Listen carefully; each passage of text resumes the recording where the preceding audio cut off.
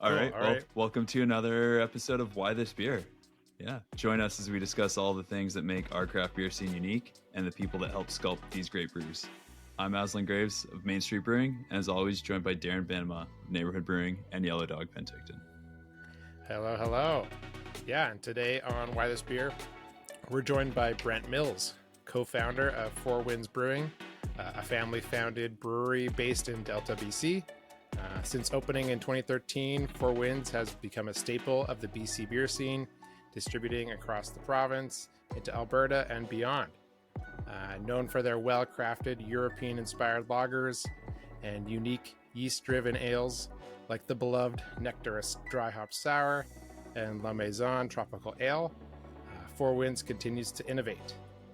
Most recently, they opened up their newest location, the Beach House and Brewery in Tsawwassen's Southlands, which I haven't been to yet, but it sounds great.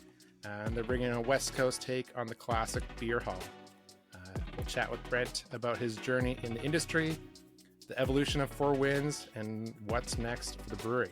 So let's get into it. Welcome to the show, Brent. Thanks so much for having me, guys. Excited to be here. Great. Yeah, and pleasure to have you as well. We usually like to start it out with just you sharing a little bit about your journey in craft beer and like kind of how you end up getting to the point of deciding to make it your career. Yeah, I don't know. Everyone's got a little bit different of a story, but maybe rooted in the same thing. I don't know any of us that really just got out of high school and joined the brewery, but maybe they did. But for years I worked in restaurants in the back of house as a cook and then a chef. And I loved it. I was passionate about food, still am, but I really grew tired of the world of kitchen operations and how demanding it is of a lifestyle. Ironically, the brewing world is double that. You find out later, but I found a passion in beer, and my dad was a real driver in teaching me that you can make beer at home. And so my dad, Greg, and I first started home brewing back in 2007, 2008. And like most people that brew their first batch at home, they're like, oh, why don't I open a brewery one day? That sounds easy. So that was 2008. And I was still working in restaurants, and my dad was semi-retired, and he wanted to start like a little side project to start a boat building company. He just finished a program studying on Gabriola Island, studying to make wooden boats. And cool. he kind of convinced me. Also, I convinced him to hire me.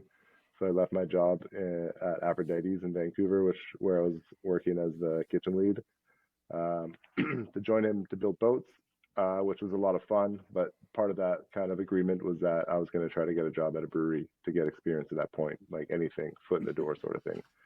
And as you guys probably both know, in 2008, there's like 3 breweries in Vancouver. I communicated the best I could. Yeah. Yeah, exactly. I communicated the best I could to all of them that I wanted even a volunteer job, anything that was possible to kind of get my foot in the door.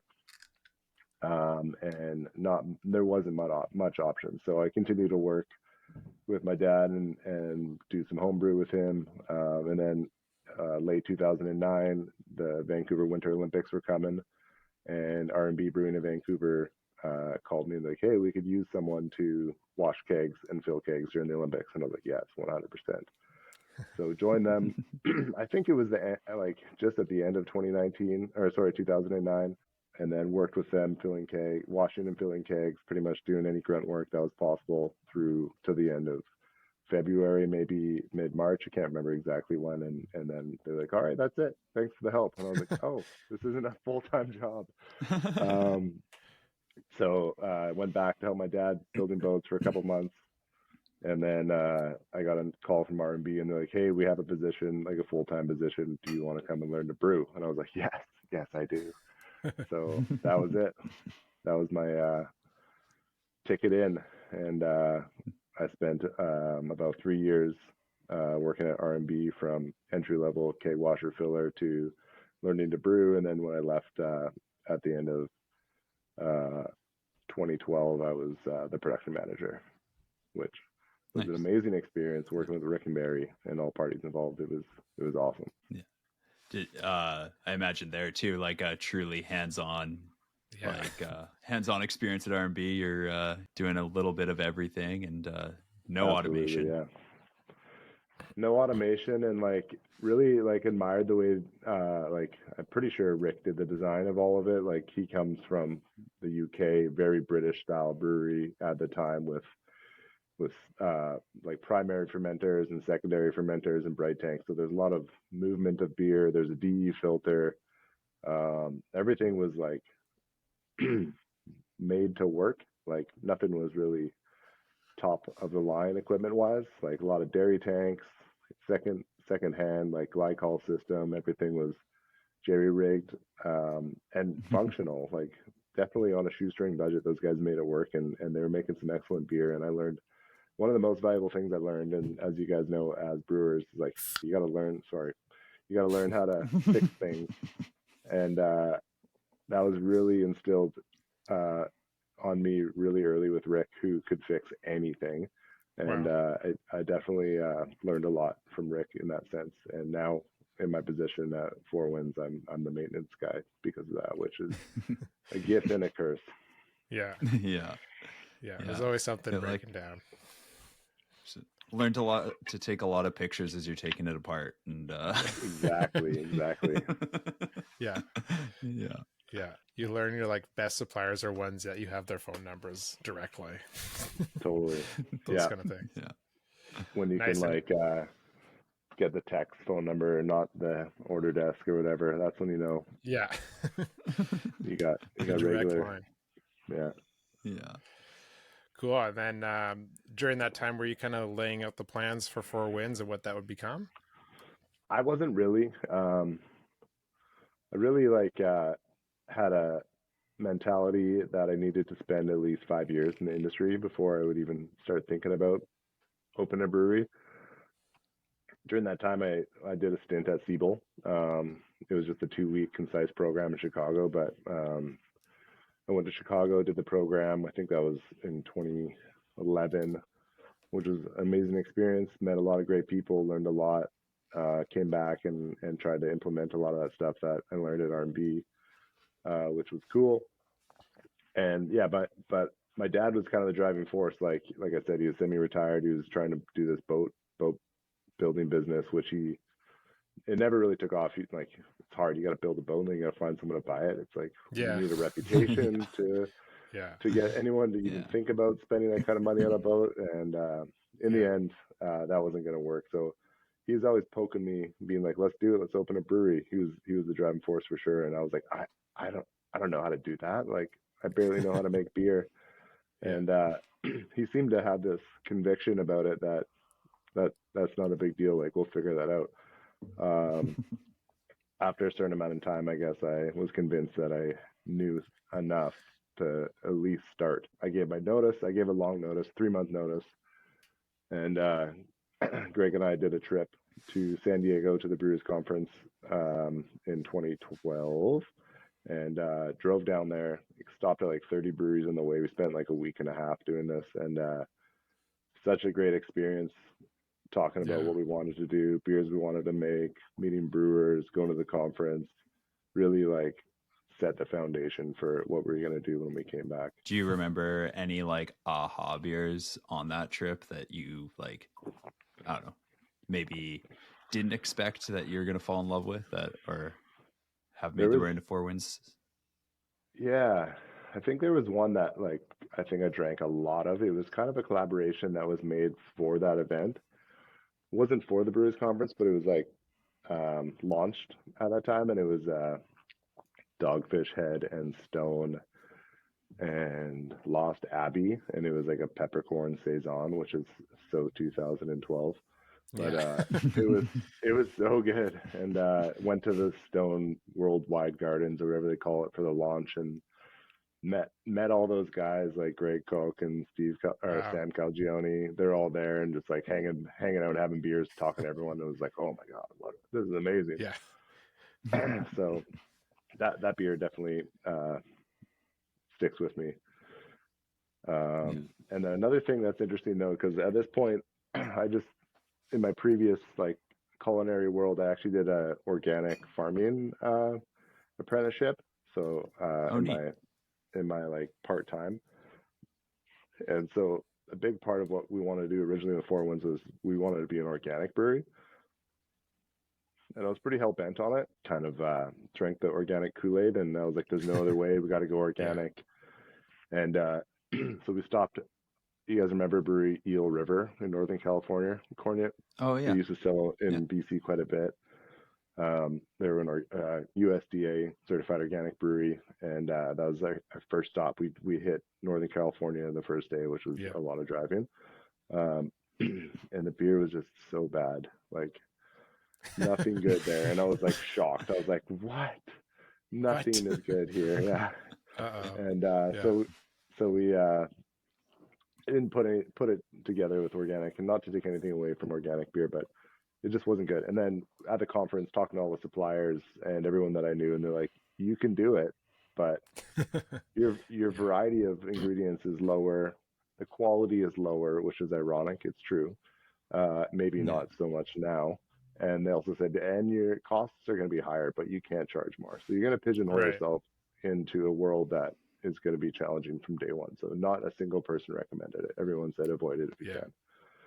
Which is pretty heartbreaking, but it was a reality. And if we didn't go on that trip, we probably wouldn't have made that decision. We maybe would have come out as an organic brewery, which maybe could have worked, but ultimately we probably would have capitulated to conventional ingredients because, you wouldn't be able to make a lot of beers. There's not that many organic breweries anymore that I feel like, a lot of ones that were organic and stuff have kind of branched out and maybe have a line or two. And it's tough. I think organic farming is amazing, but in like monocrop growing, like barley and hops, it's very challenging. Yeah, for sure.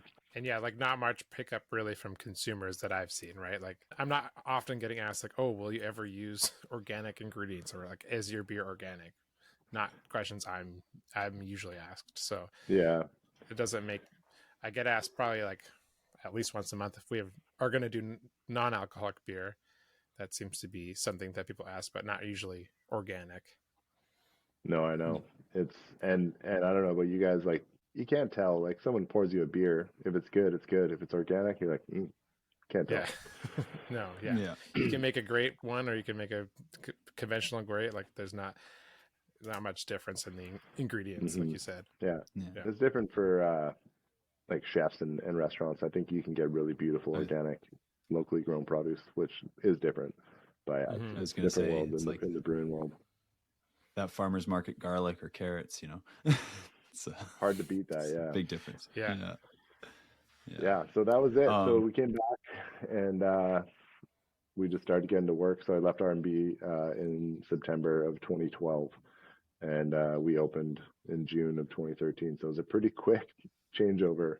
We got our lease in December, and we opened in June. So it was just about 7 months of getting the keys, doing all of our construction, installation, and having beer ready, which was, now I look back, I'm like, how the hell did we do that? And like, we just built Beach House and it took us like 5 years.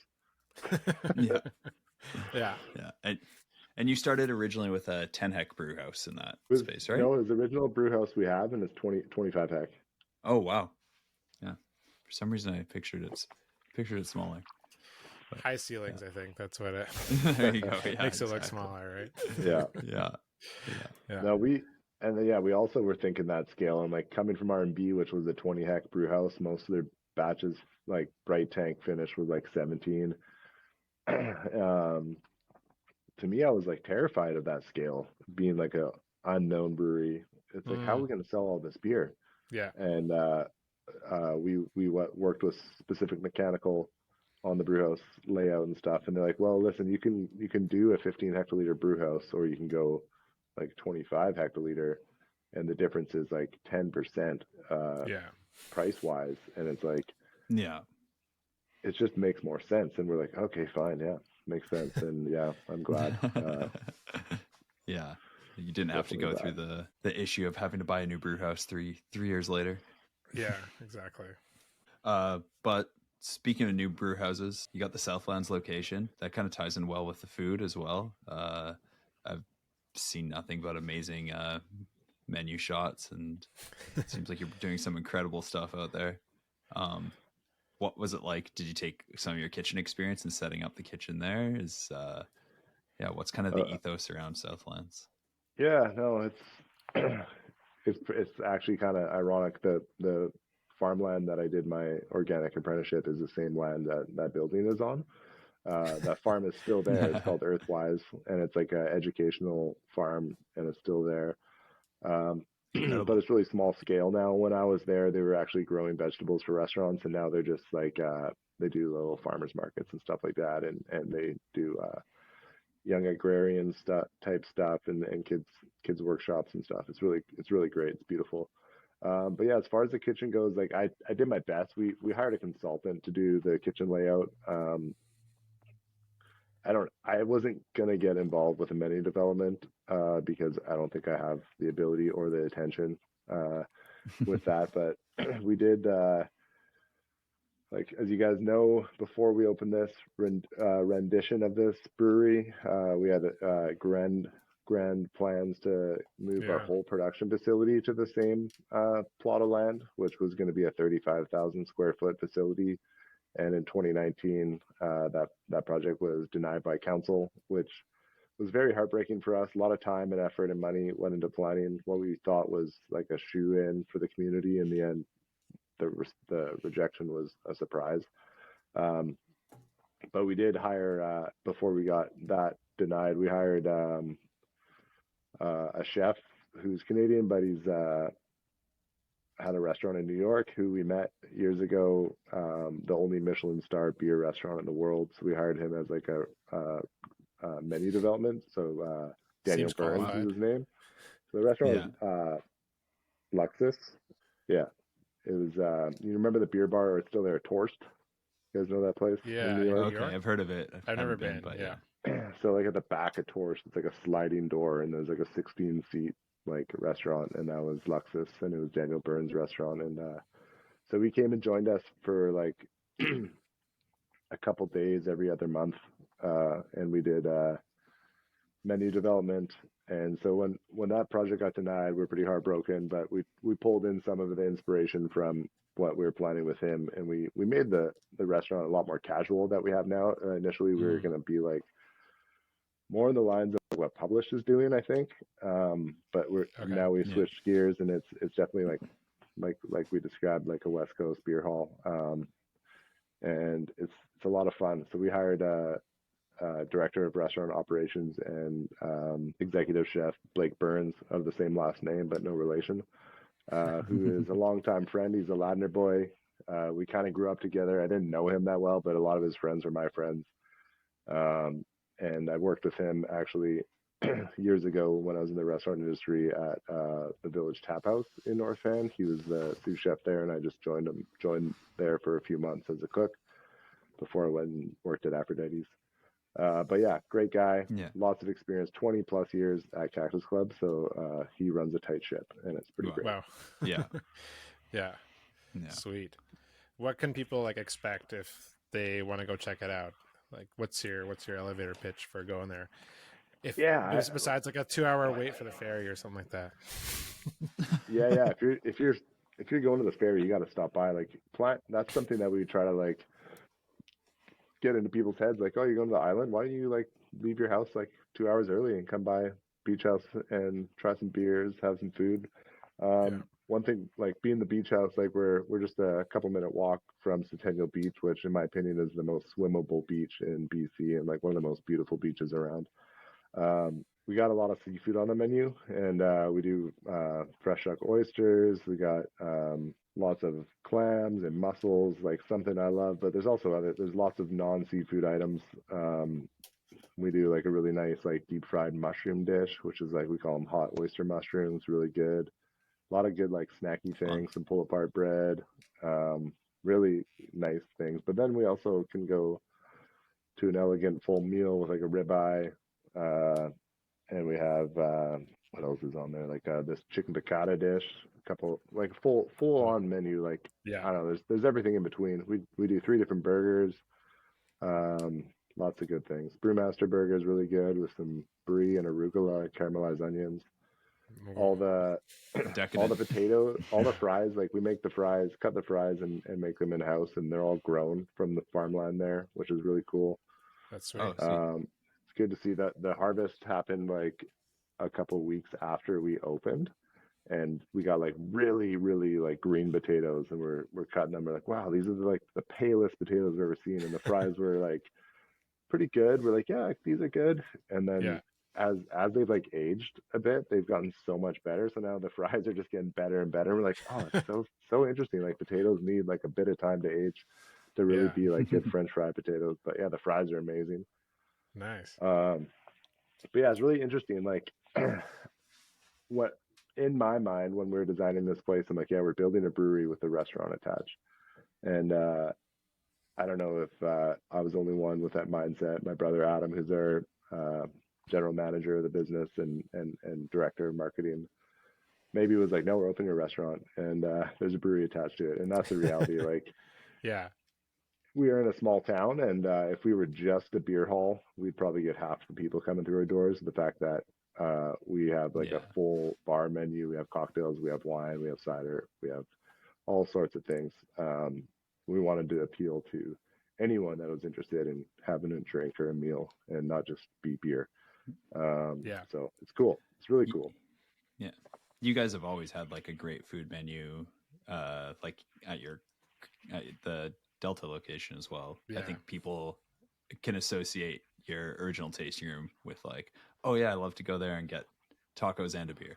It's like, Yeah. serves multiple purposes, and yeah, people are Yeah, I think I agree. equally And I think the excited for teams, both. yeah, and that's kind of the thing, right? Like it used to be like, oh, as long as you make good beer, people will come. But it's like you gotta do it all now. Yeah. And I think like the team's done an amazing job of keeping that standard up at River Road, and making it exciting and unique and totally different. Like it's such a different atmosphere at both locations, and some people like the original location because it's so casual and it's got that like classic taproom vibe of a brewery. And then people like the new place because it's a little more upscale. It's like you're going into a full restaurant. You can get all sorts of beer, but you can have a nice like night out with your wife or a girlfriend or something. It's More cool. of a dinner date than a lunch date kind of thing. A little bit, yeah. Yeah. Yeah. Yeah. Well, you mentioned your brother Adam too, and I've had the chance to meet Adam and the rest of your family there. What's it like working so closely with your siblings? I know a bunch of them are involved, and how has that like shaped Four Winds' growth and evolution in the last few years? I think we're like pretty unique about family. Like we're probably like kind of annoying from like an outside perspective because we like all get along without issue. Like obviously any family there's challenges, but we truly like each other, which is pretty rare. Outside of work, we usually hang out together, so that helps a lot. And it's easy for us to just bounce ideas off each other or be like, oh man, like I don't know about that. Like no one's taking anything personal. Right. Yeah. As opposed to business partners or people you work with. It's hard to separate those things, but we've all known each other our whole lives, so there isn't really like there's no boundaries to cross. Like it's just like it's wide open, which is great. And so yeah, Adam and I guess have been the driving force on this project and the growth of Four Winds. As I don't know, we're kind of just nonstop like trying to think of new things that would be fun. We're a bit of like masochists in that sense, where it's like we know that this is going to be hell and very difficult, but man, it'll be rad when we do it. Yeah. Just when you get settled, you already think about what's next. Even before we open this place, we're like, we already have an idea for the next spot.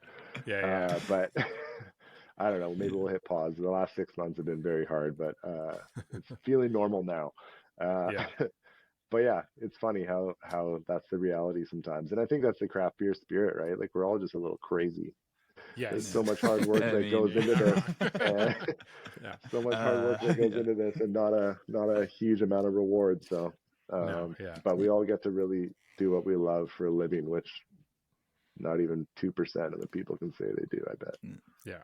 I mean, That's it's pretty really special. special seeing people like, have a can of your beer, or, have like the food menu that you guys have put so much heart into. And it's like making memories and stuff in a space that you've helped create. And that's pretty sweet. That's pretty special to feel like you're like, oh yeah, I'm providing this for my community.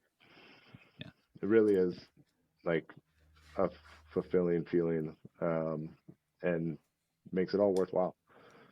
Yeah. We had like an idea to do a New Year's party at the beach house this year, and we weren't sure how it was going to go. We're like, oh, this space is so great for like a party. Let's try to throw a party together and have a bit of a ticketed event.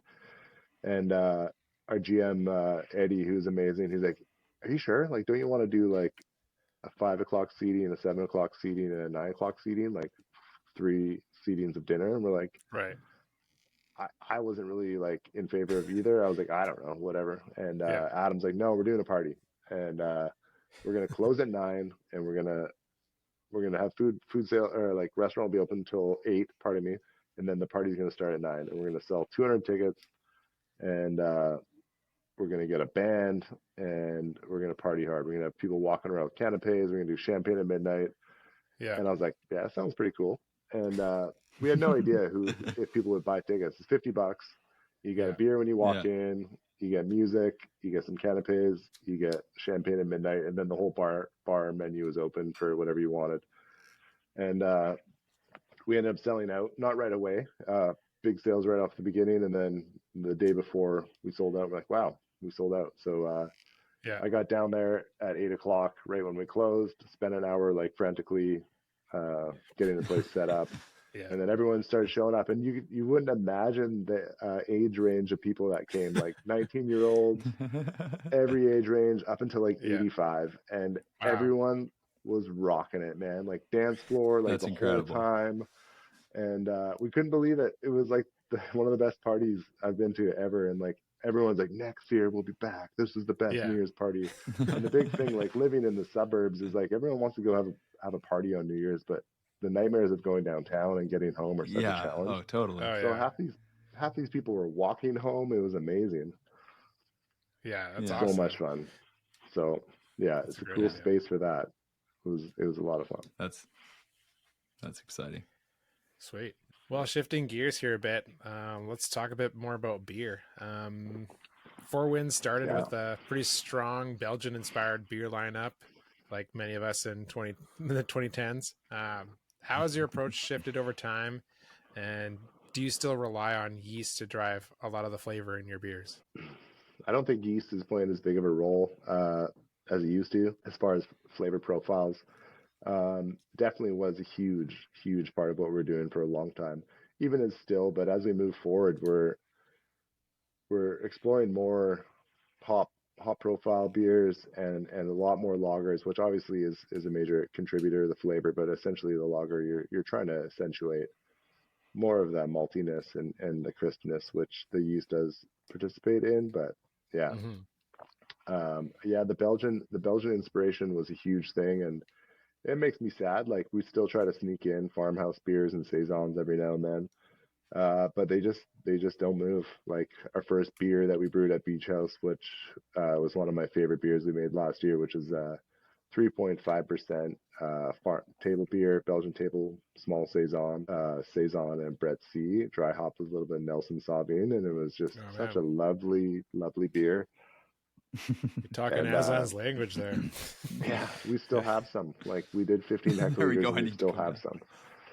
So it was our first beer we released, and it was selling really well. I was like, yes, saison's back. And then I realized that it was our only beer that was brewed on site, so everyone was wanting to try it. As soon as other beers rolled out, it dropped off.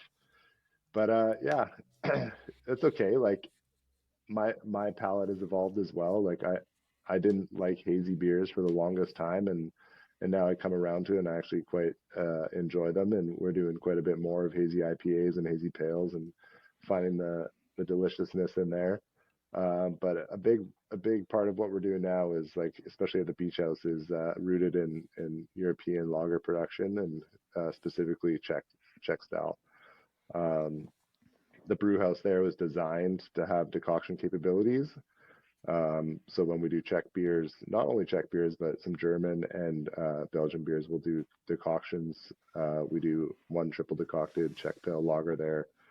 And we also have open top fermenters for these beers too. So we do two 15 typically with these beers, we'll do 2 15 hectoliters into our open tops. And then we have 30 hectoliter horizontal lagering tanks. So we'll blend those beers into the lagering tanks and give them the time they need.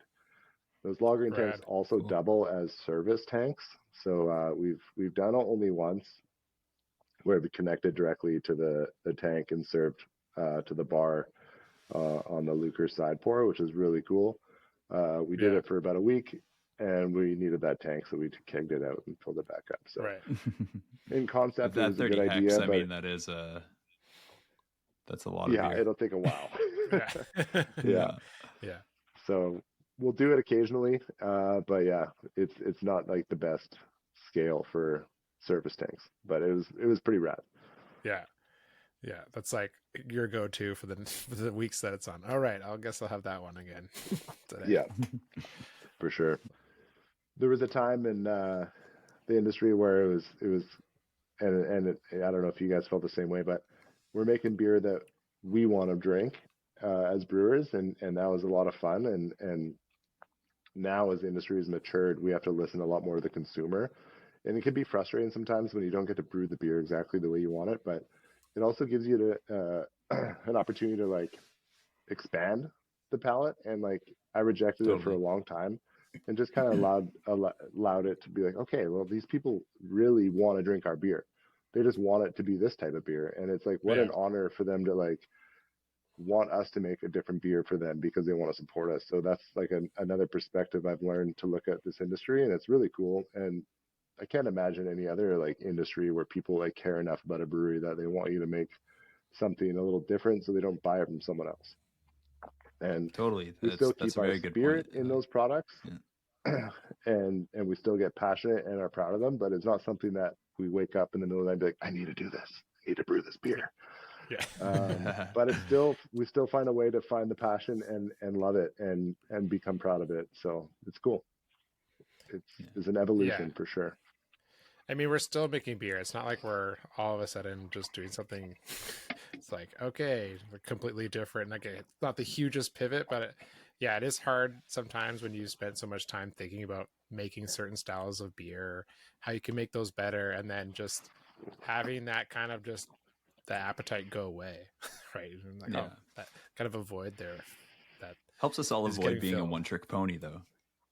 For sure. Like a good challenge, you know. It's like sometimes you're like, okay, I've honed in this pale ale for the umpteenth time. Now somebody's like, oh, I want like a dessert stout, and I'm like, I've never even thought about doing that. Like, I guess we'll figure it out. Here we go. Yeah. Deep dive on the podcast and the find your sources. And there's so much knowledge out there for any type of thing you would need to research. It's really cool. Spent a little bit of time today researching West Coast Pilsners, which is something we haven't done. And I was like, just typed into a couple websites, West Coast Pilsner, and it's just like so many podcasts, so many articles, and I'm like, all right, there's lots to learn. Now you know all about Timbo Pills, probably. Yeah, Timbo. Read about it. Like, now I gotta drink this beer. Pretty rad. Sweet. Speaking of beer, we're gonna drink a Four Winds beer. Should we start with? I have a Featherweight and a Hüftgold. What do you want to start with? Yeah, I'm almost done. My Hüftgold, so let's talk about Hüftgold. All right. Sounds great. I'm not gonna lie, I had a couple earlier this week when I got the 4-pack, so nice. I couldn't resist waiting. But it tastes great. Nice. Yeah, Hüftgold started off as a fest beer we brewed in like 2014 or 15 for Oktoberfest, and it came out like originally it was like I think 5.6%, and we loved it so much that we're like, let's dial it back a little bit and make it just like a German Pilsner. Um, and it's like kind of evolved over the years. It's still evolving. But yeah, it's something that I never thought would have the kind of demand it's grown into. It's like currently I think it's our number one beer, at least for value, like our dollar value. Yeah. Like $1, Featherweight, I think, is number one for volume. But yeah, we brew a lot of it, like and it does really well. And yeah, we love it. We're actually like, and it is going definitely through like a a process. distinctly. Sorry. Yeah. No, let's hear. Go ahead. I want to hear what Sorry. you. I know. I want to hear what you're gonna say. Oh, it's like it's like distinctly like a continental pilsner. Like it's not pilsner is a marketing term, I guess. It's Right. like Yeah. there is very Yes, much yeah. like a honey malt backbone, like For sure. And that, hop yeah. So character. yeah. No, I agree. And we're going through a bit of a audit on all of our core beers right now, just like kind of beating them up a little bit, being like, how can we make this better? And Hüftgold is the first one in our list of things that we're adjusting. We're slowly making some tweaks. This one particularly, we're lowering the mash temperature a little bit, and we're going to add a little bit more hops, finishing hops. So we wanted to have a little more aromatic pop and a little crispier. But we didn't want to change the beer so much because there's so many people that drink this regularly, but we're trying to find a way to tweak it just to bring it into the next kind of realm of its life, and we're pretty excited about how it's tasting so far. So this is like the OG. This is how it tastes now, but the new version will be a little lighter, not lighter in flavor, but a little lighter in body, a little crisper, a little more middle fruit hop aroma. But ultimately, Yeah. it's our bread and butter pilsner. Yeah. Yeah, it's great. It's got this nice, like you said, honey malt character. It's not too bitter right now. Like a lot of Czech style pilsners or even like American pilsners will be like very bitter, but this is very balanced between like the malt sweetness and like the hop character, I find. Yeah, the balance is there for sure, and that's like a key thing for me. And Four Winds beers is like the drinkability's got to be high. Yeah, I agree. There are a lot of great locally produced pilsners, and I do love most of them. But sometimes I'm like, just a little too bitter. And I love bitter pilsners, but like sometimes just a little too much. No, I like the balance of this one a lot. What's the base malt in this one that you guys are using? This is a blend of Gambrinus pills and Wireman pills. Okay, nice. Yeah. So yeah, we initially were doing it IREX. Yeah, 100% IREX. And just with like the cost of European malt, we had to figure out if we're going to raise the price of the beer or modify it with a recipe. And so we decided to cut in some Canadian grown barley, and I think if we went 100% German malt on it, it would be a little bit different, but we're ultimately pretty happy with the outcome of it. I find like using blending your base malts in a way like that, you can lots of times like find a good healthy medium of getting that like high diastatic power and of domestic malt, and kind of get that extract potential while still getting some of that character. Using like the American or North American malts to like drive down, like get some more enzymatic action to help like drive that attenuation. It's definitely something I'm also a fan of.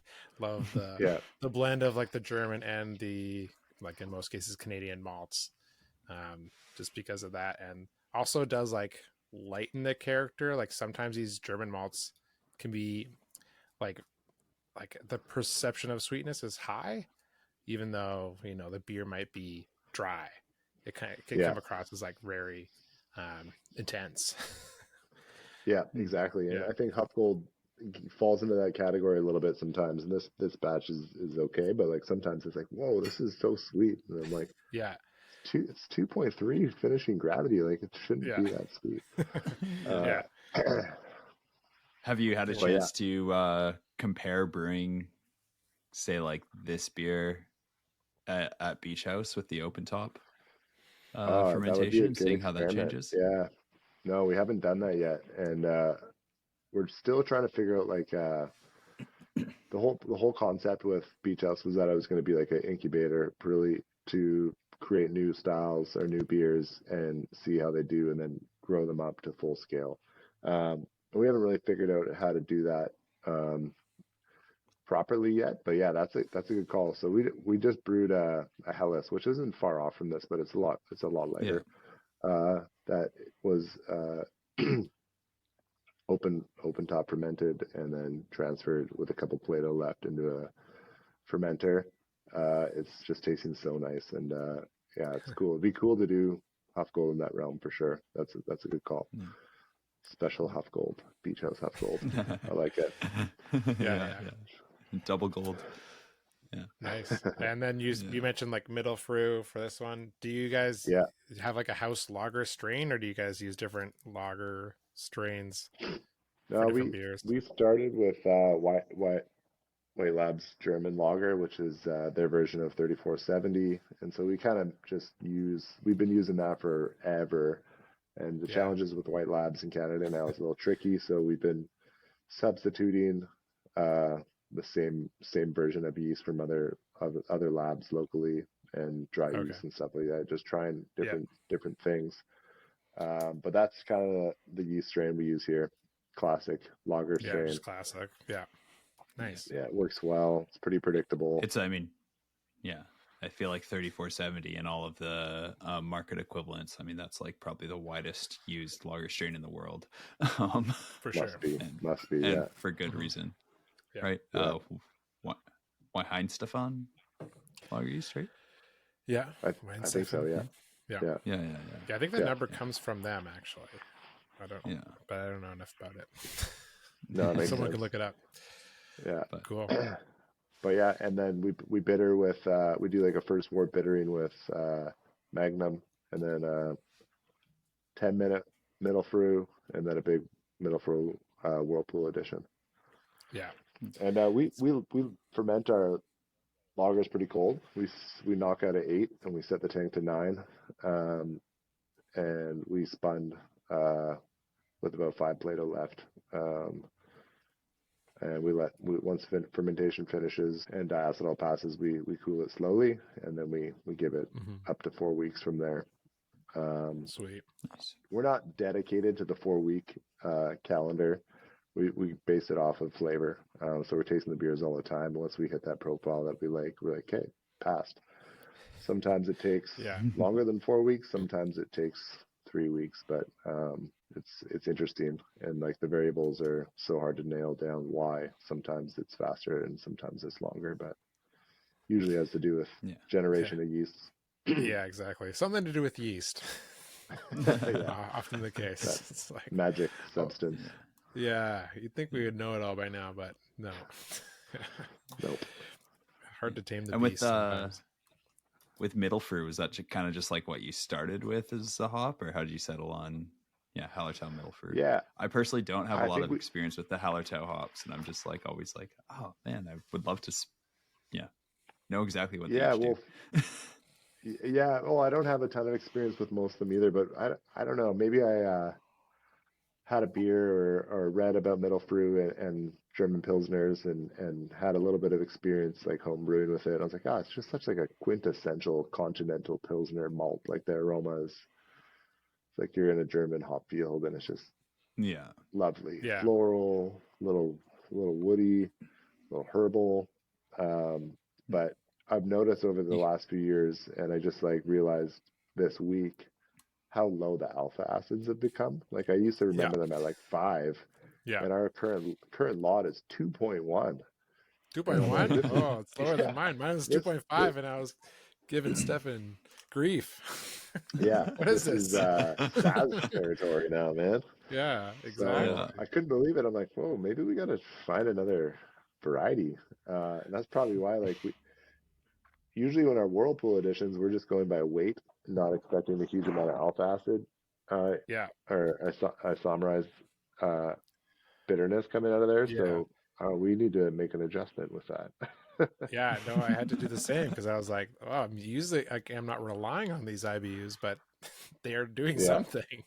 yeah, Especially if you're doing a big addition at the end, right? It's like, oh, 2.5 to like 4 is substantial difference. yeah. It's huge. It's huge.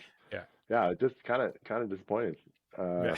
But we got a new crop coming in next week, so we'll see. Hopefully, it's better. I don't know. I've heard it's better. They always tell you it's Yeah, better though. So. yeah, it's always better. It's always better If next the alpha year. acid is not higher, it's got higher oils, so something's better. Yeah. Yeah, exactly. Yeah. There's always something that's better.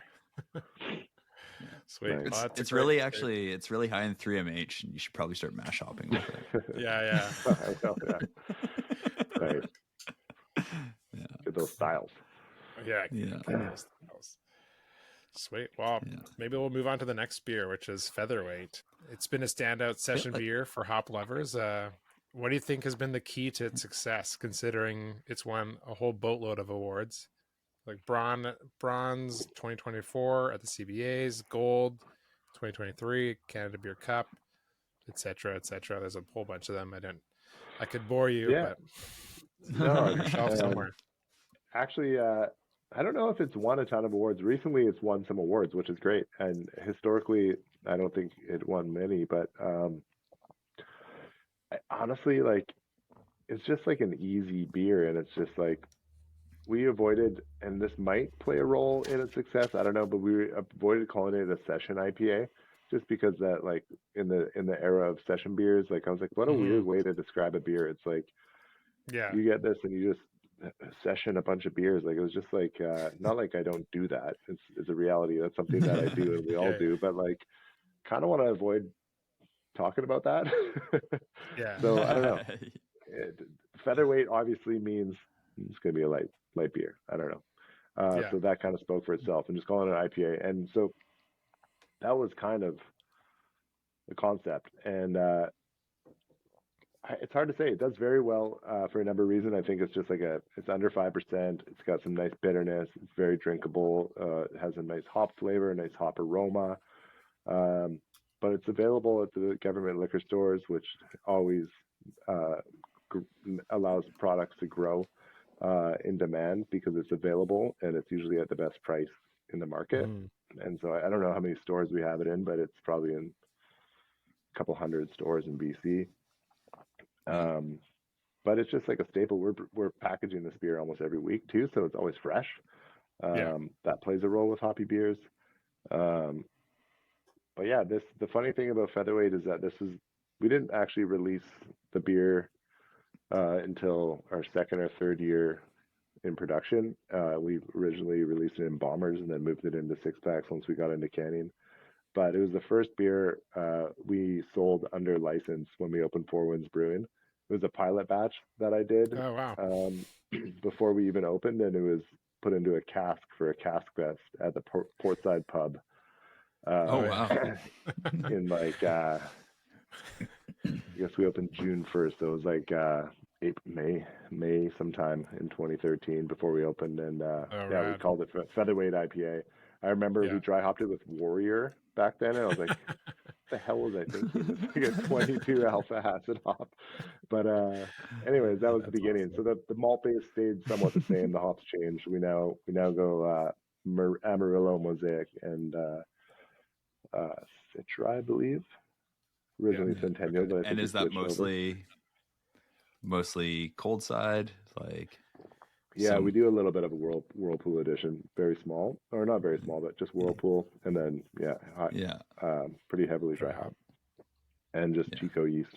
So we centrifuge it as well, but we don't aim for absolute clarity. We find like this beer can have a little bit of turbidity to it, not a hazy by any means, but it doesn't have to be crystal clear. Yeah, I mean it's always craft a beer bonus. Clear is what I call it.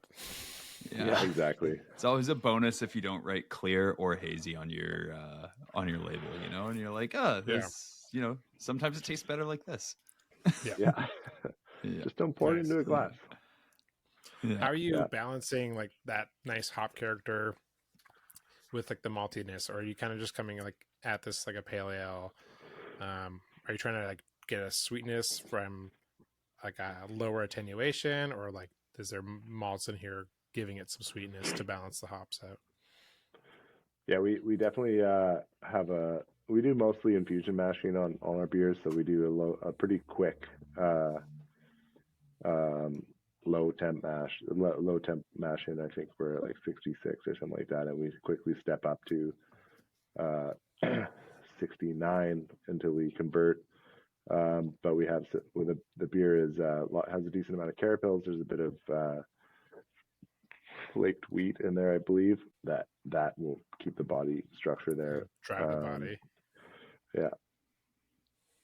And then the dry hop is pretty heavy. I think we're doing 100 kilos per hectoliter, so 10 grams, I guess, per liter. Is that the math? 10 grams. Yeah, 10 grams a liter. Yeah, that's pretty hefty. Yeah.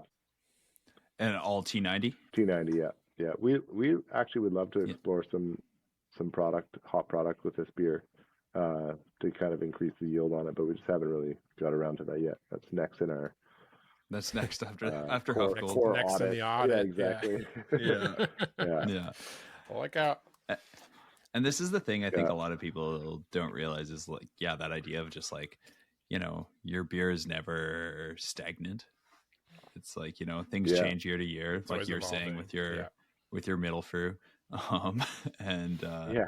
And as a result, like we have to respond to that, and also just the market's interest. I think, Darren, you had said in a previous episode, you're just like, just increase your hopping rates by 10% every year and you'll be on track. Yeah, it's like inflation.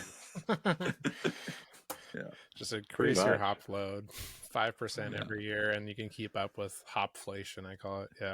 Yeah, it's crazy. Like, well, the prices of hops are coming down, so it might work out in the end. Finally. One thing. And the advanced products are getting a lot better too. Yeah, we've done a little bit of experimenting. We do another like session IPA that we call Ultralight. It's 2.9%, and first time we brewed it was all T90, and it was good. It's a hazy too, or it's a hazy, so it like you get a little bit of that like falsified body from visually seen thickness, and there is a little bit more there for sure, but I think it's more of like a tasting with your eyes sort of thing. But we totally. went all it's the T90 idea of on like the when you first look batch. at it. Yeah, feels fuller, tastes fuller. The T90 was coming through like kind of astringent, so the next time we went all liquid extract in the kettle in the whirlpool, and we did a mix of I can't remember the product for dry hop, but a mix of T90 and a product, and it popped. It was way cleaner, way nicer. Yeah. Nice. And the yield was great. It was like, wow, look at this yield. Yeah, it's like sometimes those products are expensive, but you're making it back quickly. Yeah, which is sweet. Yeah. Well, Brent, I have to ask you the question that everyone wants to know in BC, and is Phaedra coming back? Oh man, we'll do it. We'll do it at Beach House, but we'll you do heard it. It's coming back. Yeah, no, I've been needing to do it. There's a couple beers I want to do at Beach House that I love, like Triplicity, which was our Belgian triple with BC honey, which is a lovely beer, and Phaedra. Yeah, we could. I wanted to do them this year. We just couldn't figure out. We were jammed in. Both these beers are like fall Christmas beers, so there you go. Yeah, you heard it here. Hold me to it. Yeah. Winter. Phaedra, Winter what a weird one. 2025. Yeah. Well, it's got like a weird cult following to it too. I mean, it was a great beer. I remember it back then, but it's so interesting, like the amount of rye and wheat in there, the worst lauter of all time, so much viscosity. We're using Chimay yeast. For those that don't know, are new, it was like a 33% barley and wheat and rye base, I believe. I mean, you could Yeah. talk more to it, and then No, like a that's dry right. hopped Belgian style beer. Yeah, I IPA. think. Yeah, Chimay Yeah. yeast, and Yeah. then it was like I think the hops we're using. It was just I want to say it was Citra and Belma, but Yeah. I can't remember. I got to Belma. look at a Yeah, recipe. It's I been a remember that. while. Yeah. At least one But time it was. it was The one time that it went to the label. yeah. The had the most is the most viscous finished product I've ever had. Actually, it was like syrup almost. I couldn't believe it. So yeah, it had a cult following, but it's interesting how I'm not a fan of phenolic hoppy beers anymore. At the time, it was like such a unique experience, and I'm like, Yeah. phenolics and hops. I don't know, not my favorite. Not anymore. Times have Yeah, changed. Yeah. yeah, The Belgian IPA trend. Yeah. Yeah. yeah. Everything's yeah. cyclical, but maybe not that one. Yeah, thanks for bringing that up, though. It's mentioned about once a month on social media, and it's just hilarious. There you go. Well, I did everyone a service then. Yeah. There we go. Yeah. Yeah. Yeah. Does that count Yeah. as like the once for January or the once for Yeah. February now? Yeah, exactly. Yeah, exactly. Yeah. No, that is going to start popping up all the time. Now you're gonna get more. Yeah. Sorry. Yeah. No, it's okay. It cracks me up every time. Yeah. Last year you But it's released amazing that people still collab care about beer. these things. Oh yeah. Yeah, that's awesome. I think that's the cool part too, is people remember these beers. People will remember, like, bring up beers to me. I'm like, oh, I don't even remember that one. They go back to your beer archive and do it. I'm like, oh yeah, we did do that. Smoked the cherry first- beer. The first time you guys did Pequena Cabo as like a cask for like a pop-up food thing you guys did just off of like Hastings and Gore. Yeah, man. Yeah. Oh, yeah, I you went to remember that. I that? was there Yeah. too. Yeah. Dude, that was Yeah. our second. And then- That was our second anniversary. That was like Dixie's barbecue, but it was like no one was in there at that point, so we rented it for a day and just like took over this restaurant, and we did. It was like a funny I think we had pop-up. Pequeno Cabo. The one other beer that we had there that people still go crazy for in the same sense of Phaedra is Salt and Pepper Goza. And it's like the most savory beer ever. And like people are like, "Oh, I need that." And I'm like, "Really?" It was remembered in a fond light. So peppery. There was burgers. Yeah, that's rad. Thanks for bringing that up. That was a party. Yeah. That was great. You guys did like food with like, I feel like you were working a lot of the kitchen, wasn't it? It's like you and Todd or something. That night, but yeah, no, Todd. Running I don't know if Todd was there, but I know Todd's done some pop-ups there, and I used to work with Todd back back in the day. But it was like right when we launched our food program at River Road, and we jumped on that opportunity to do that, and we did like meatloaf sandwiches, and like I can't even remember what else. We're serving everything on frisbees that were Four Winds branded frisbees. Do you guys remember that? And we had all like 10 beers that we made on our full scale system, but we had like another 10 pilot beers that we made that were just like homebrew kind of total shitty beers, but they were pretty rad and experimental. You can only have them one night, fun. kind of thing. Yeah. Make sure you drink a bunch of other beers before you try this one, sort of thing. Yeah. That's so cool. Yeah. It was 10 years ago. Yeah, crazy. That's wild. Yeah. All right. Sweet. You had the question, Darren. Go ahead. Oh, yeah. Well, Darren, you were saying something. Yeah. Well, last year you released a collaborative non-alc beer with Baby No Money. What was the process for developing that beer? And then which Canadian rapper are you going to collaborate next with? Yeah, great question. So I don't know if you guys know Jules, who's our head brewer. I'm sure you guys do. He's the best. Yeah. Baby No Money is his brother-in-law, so that was oh no way! Oh what? Yeah. That's hilarious. So you know him as Baby No Money. I've met him and know him as Alex, and he's great. He's such a good dude. And Jules and him obviously are really good friends. Jules has known him since he was like a 12-year-old boy, he said. So seeing him become who he is, Jules is just like, it's so funny to see him like this international superstar. It's like, can't even believe it. But yeah, he's just so open to do things. And Jules is like, hey, do you guys want to make a beer with Baby No Money? And we're like, yeah, 100%. Of course we do. And Yeah. he asked him, and Alex was like, yeah, oh, that's great. I'd love to do it. Like, but Jules, like, it's your beer. Like, he's like, it's yours. Like, I love Four Winds guys, but like, Yeah. it's your beer. And so Jules is like, oh, I got this pressure to deliver this beer. So we went back and forth on a few ideas. Like we were initially thinking like a really like zero bitterness, hoppy pale, hazy hoppy pale that had like some tropical terpenes, so it was like kind of like fruit juice kind of vibe. Yeah. And we're like, yeah, so this will really hit. And then I think Alex was like, hey, do you guys ever make a non-alc beer? Because he doesn't even drink. Like his music is like pretty party heavy, but he's like Yeah. sober dude.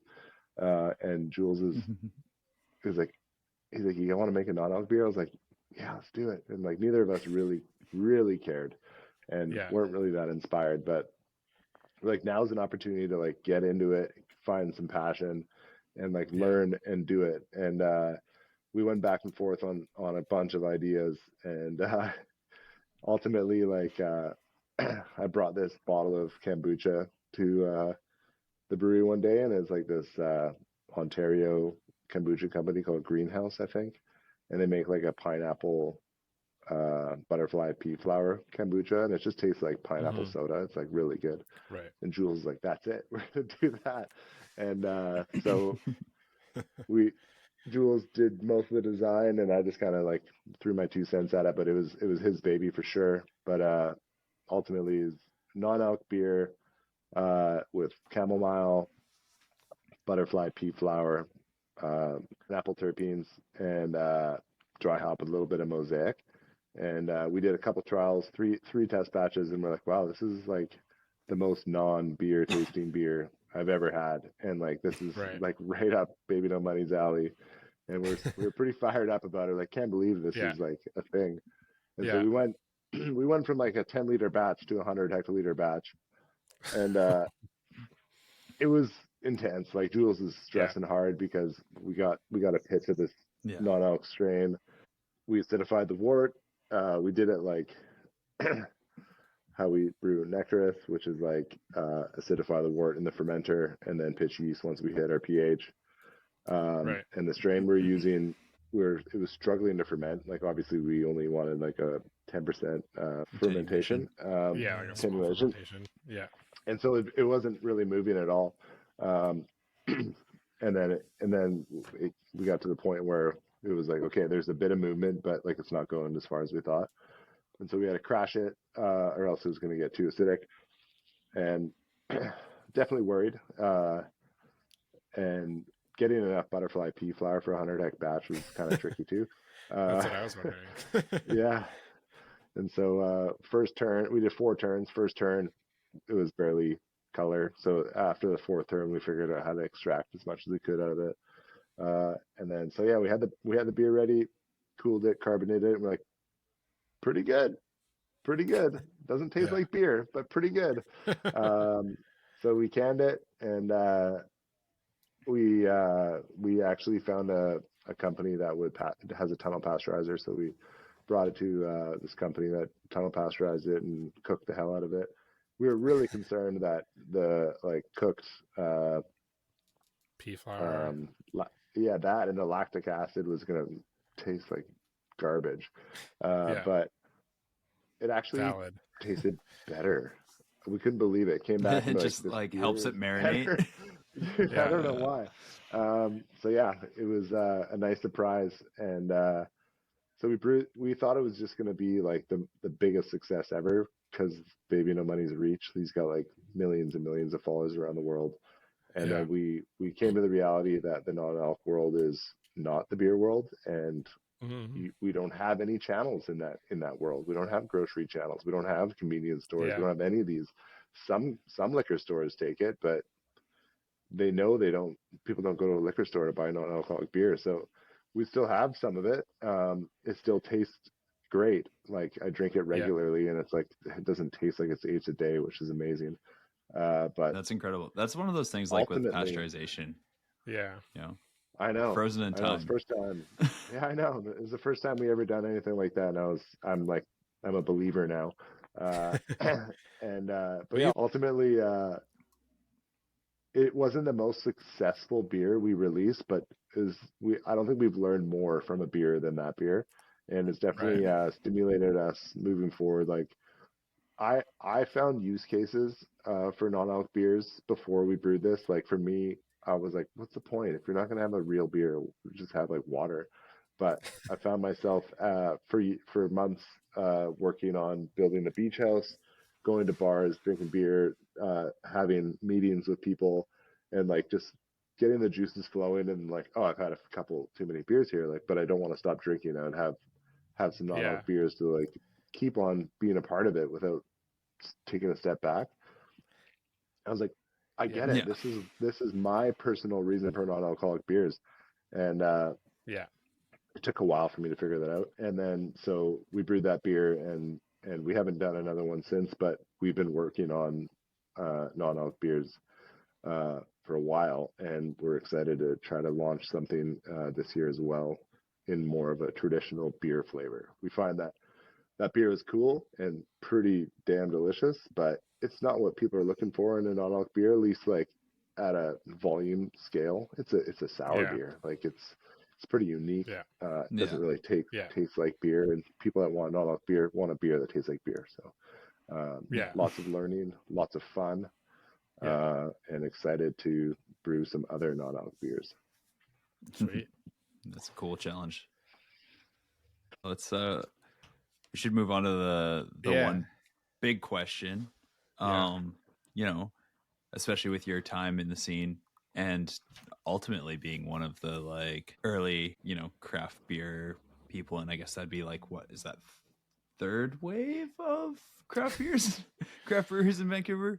But yeah, what excites you most about the Canadian brewing industry right now, like from your perspective? Where could we Yeah, it's improve? interesting. Where could we grow? That's a good question, and like I think it's hard to like be discouraged in craft beer. Like we definitely are not on the up and up as we once were, and like craft beer is having challenges as we see a lot of breweries struggling. Hard to get sales. The economy isn't strong. It's hard, but you know we're a resilient industry, and like we went through a huge growth phase uh, from 2010 to 2019, and now we're softened a little bit, but it's like so normal and natural for any industry that has that kind of growth phase to have a little bit of a rebound. And we're finding like a maturity, or at least growing into maturity as an industry, and that means quality over like gimmicks and quality over quantity, and that's like such a beautiful thing um, to me. And quite frankly, like the beer quality that you taste in every one of the beers brewed in BC today is so much better than it was 5 years ago. So much better than it was 10 years Yeah. ago. And that's so exciting and amazing and just so inspiring. And like we just spoke about it as well, but like I never thought I would be excited about this. But like the non-alc world to me is like opening up a new page of inspiration, and like it's I'm looking at it, and we're looking at it in a different realm. It's like analogy would be like it's more of like an energy drink than beer. Like you don't have the shackles of the simplicity that beer is needed. Not all beers, like of course you need barley malt, hops, and water, but there's other things to make that non-alcoholic beer taste awesome, and it's not Yeah. conventional. And we're excited to explore that realm and see what we can create. There's some good stuff happening in the States, and I think a couple breweries in Ontario are making some amazing non-alcoholic beers, but we're excited to jump into that ring and see what we can Totally. do. Yeah. Sweet. Yeah. It's Makes me feel always old fun to getting just have excited the. about non-alcoholic beer. I think it's Embrace just it. those like, it's those challenges though. It makes you think again about like, what is it? Yes. Then like, Yeah. now it's like you said, nervous about starting the brewery and the mysticism of even making beer to start with. And it's like, now that's that again, you know. Absolutely. Yeah, that's a great analogy. How do we accomplish those flavor profiles and, like, you know, the thing we know and love? Yeah. Yeah. And bring complexity to something that is hard to do as well. It's like, For sure. so hard to do, right? Yeah, like it. Yeah, and it's going to take a while, but I think like some of the non-alc beers that I've tasted recently, I'm like, wow, these are actually like really tasty. And think about where non-alc beer was 5 years ago, and where it's going to be in 5 years is like incredible. Yeah. Opportunity and growth it's exciting. Yeah. Awesome. When you're not at the brewery, Brent, how do you like to spend your time outside of it? I got 2 young kids, so I'm usually at home with the kids, just doing fun stuff, exploring. My kids and I love going to different swimming pools. They're 3 and 5, so we haven't explored any like big water parks yet, but definitely every weekend we're going to a different pool around the Lower Mainland, which is a lot of fun. Nice. That's sweet. Kids are into lots of sports and stuff, but we're just hanging around the house. We live not far from the beach house, so we're in Beach Grove in Tsawwassen, so not far from the beach. So we do a lot of beach time. But yeah, that's about it. Nice. Go digging for clams and beach combing. Yeah, exactly. No digging for clams these days, but yeah, some crab grabbing and beach combing for sure. Yeah, it's awesome. Rad. That's cool. Great.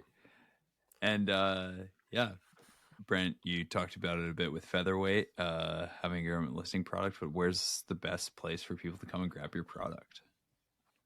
The best place is definitely our brewery on River Road to grab the classic Four Winds beers. We're always experimenting and making new beers out of our original brewery. And it's a great experience to come in there and have some tacos and a beer, get some beer to go. But if you want to travel a little bit further, if you come to Vancouver, come down to the beach house and get a whole new experience where we really spend a lot of time and effort on our draft service model. Like all of our beer taps are Lucre side pours or Freedom taps, and we're pouring the beers as they do in the Czech Republic, and it's a beautiful thing. We got typically about 10 unique beers that we only sell at the beach house in the fridge and on tap. Czech beers, hazy beers, stouts, German beers. We got lots of unique beers there too. So at the source is Sweet. The best. If you can't make it out, we do a decent amount at government liquor stores and then specialty beer stores as well. But the source is the best. Yeah. Easily to grab at the liquor store in Penticton. So there you go. Nice. Yeah. That's my barometer. For how accessible things are. Yeah. Darren actually got to drink the beer on the podcast. There you go. Yeah. Nice. Sometimes. Sometimes it's tougher than others. Rad. Cool. Well, awesome. As we wrap up, if you want to support Brent and have some Four Winds beers, he just told you where to get it. And then, if you want to support the show even more, tell your friends about it. Follow us on Instagram at Why This Beer. We're on Facebook and YouTube. And that's probably it. That's all we can manage. And if you want to support us, you can buy our beers as well. Main Street Brewing Beers, wherever you can find their beers, as well as Neighborhood Brewing and Yellow Dog as well. I guess until next time, guys. Cheers. Cheers. Cheers. Thanks, guys. Thank you.